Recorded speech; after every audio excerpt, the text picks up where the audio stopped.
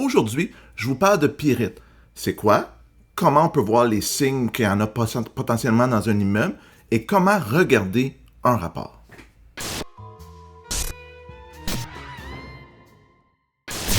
Donc, c'est quoi la pyrite? On va commencer par ça. La pyrite, c'est une pierre dans le sol qui a été mise quand on coule une fondation et les semelles de fondation et la dalle de béton, ils mettent de la pierre en dessous. Donc, la pierre contient de la pyrite. Cette pierre-là venait majoritairement d'une carrière sur la rive sud de Montréal. Les maisons construites avant 1998 prenaient à peu près 98, là, je me trompe peut-être d'une année ou deux, là, mais prenaient leur pierre de cette carrière-là qui en contenait. Donc, ce qui arrive avec cette pierre-là sous la fondation, c'est une pierre qui s'effrite, c'est que si elle est en contact avec de l'eau et de l'oxygène, elle a tendance à vouloir gonfler. Donc, ça peut causer des dommages à la dalle de béton et au mur de fondation. Les symptômes, ça va être des cracks sur une dalle de béton, mais pas n'importe quel crack. Ça va être des cracks où on voit un morceau surélevé, puis une craque en étoile avec 3 ou 4 directions dans lesquelles ça part d'un point central. Des fois, la dalle ne lèvera pas, on va voir ça. Donc, c'est pas toutes les cracks dans un mur de béton qui sont symptomatiques de pyrite. Ça peut être des cracks de retrait de béton. Il peut y avoir d'autres facteurs. Mais quand il y a de la pyrite, c'est que la pierre, elle pousse sur la fondation, ça la fait lever, puis ça fait des fissures en étoile. Puis si aussi on voit sur une maison beaucoup de fissures de fondation. Puis là, encore là, c'est pas parce qu'il y a une fissure de fondation qu'il y a de la pyrite, mais une maison qui a de la pyrite, qui a poussé sur les murs de fondation, on peut voir des bombements, on peut voir plusieurs fissures. Donc ça, c'est les indices qu'il faut surveiller dans la propriété pour savoir s'il y a de la pyrite en dessous de la dalle de béton.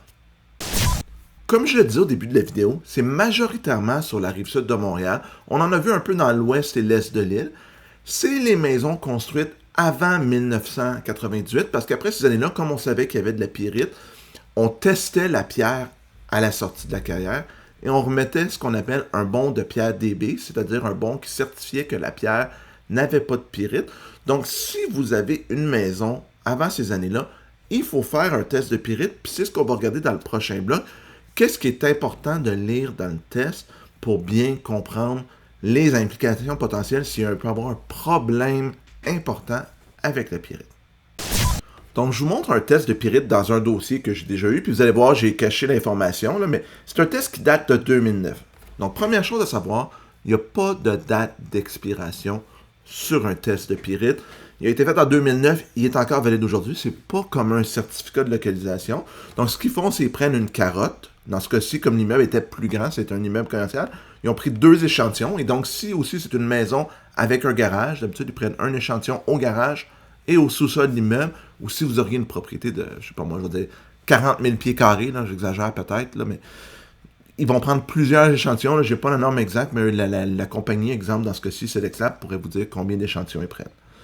Donc, ce qu'il faut regarder, bon, les gens lisent toujours le rapport, là, puis ils lisent toujours la première lettre. La première chose, ça te dit, on regarde la conclusion, ici, là, on parle de l'IPPG. L'IPPG, c'est l'indice. C'est pas un pourcentage, mais ça va de 0 à 100. Donc, les gens ont souvent tendance à dire que c'est un pourcentage. C'est un indice qui va de 0 à 100. Donc, entre 0 et 10, aucun problème, on n'en parle pas, là, c'est assez simple. Là, côté pyrite, il n'y aura pas d'enjeu. Puis plus le chiffre monte, plus il y a un potentiel de gonflement élevé. Puis c'est là que c'est important de regarder le reste du rapport. Parce que, bon, dans la synthèse, ça va dire, bon, il n'y a pas d'éléments significatifs, tout ça. On le lit, c'est bien. Là, c'est comme dire, on a un rapport de 100 pages, on lit juste sa conclusion. Mais moi, ce que j'aime regarder, puis c'est là où ça devient important, c'est, il parle du relevé extérieur. Est-ce qu'il y a des gouttières qui éloignent l'eau? C'est important. Est-ce que les pentes éloignent l'eau du bâtiment aussi? Est-ce qu'il y a des fissures? Parce que tout ça, ça peut être des indices de pyrite. Puis comme je disais au début, l'eau est un facteur important. Donc, s'il y a beaucoup d'eau qui peut se ramasser près de l'immeuble, ça peut être un enjeu aussi. Donc, c'est important de regarder ça. Mais ce qui est vraiment plus important, c'est encore là le même rapport ici, on parle des fissures. T'sais. Est-ce qu'il y a des fissures, voyez-vous, rectilignes, en étoile, en arc? Bon, ben là, ça aussi, c'est important de le regarder parce que s'il y a beaucoup de fissures, ça peut être symptomatique de problèmes de pyrite. Ça peut même être d'autres problèmes qui n'ont pas rapport à la pyrite. Mais moi, ce qui m'intéresse, puis je vais le montrer un des 2 sondages, c'est ça ici. Ça parle de l'épaisseur du ciment s'il est en bon état. Donc, est-ce que votre fondation elle est en bon état? Première chose importante.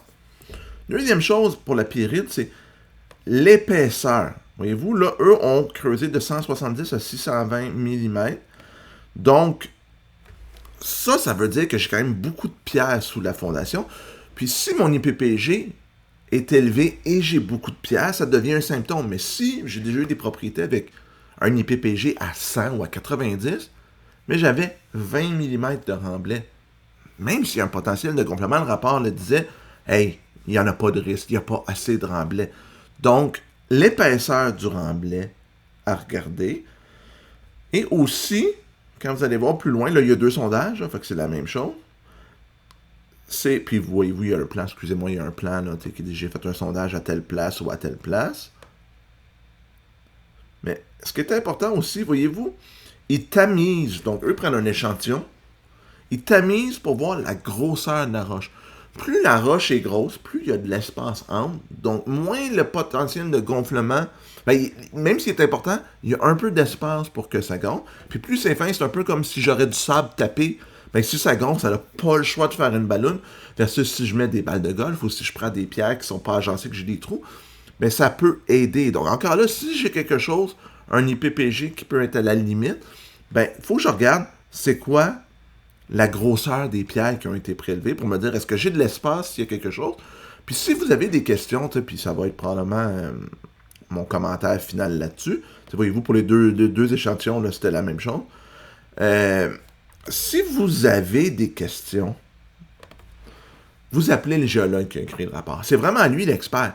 Mais tu sais, arrêtez-vous pas, ce que je veux dire en parlant du rapport, c'est arrêtez-vous pas juste à un IPPG. Puis les gens qui sont dans des secteurs qui n'en ont pas beaucoup, c'est ce qu'il faut. Ils disent IPPG de 25, c'est pas bon, on oublie ça. Les banques ne financent pas, mais les banques sont habituées de financer sur la Rive-Sud dans les propriétés des années 70-80. Ils vont regarder le rapport. Puis c'est sûr que j'ai déjà vu des rapports. Attention, poussée possible sur les fondations.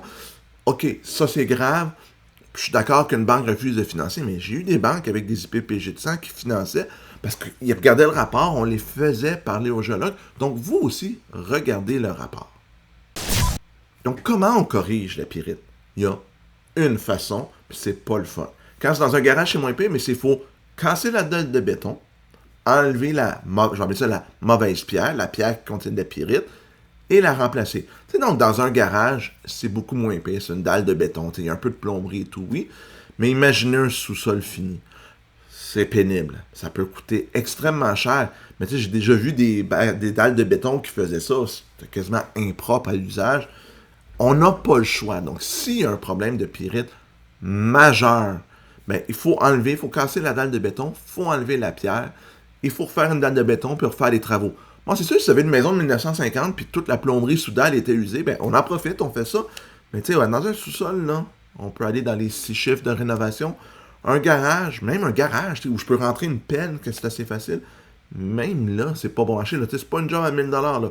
On est dans les 5 chiffres. Là, j'ai pas les prix dernièrement, là, mais je pense qu'on est autour de probablement un 15-20 000$ facilement de travaux. Puis ça, si on parle d'un garage simple, pas compliqué, où je peux rentrer une pépine. Donc, vraiment, si vous en avez et qu'il y a un problème, c'est super important de bien comprendre les implications potentielles.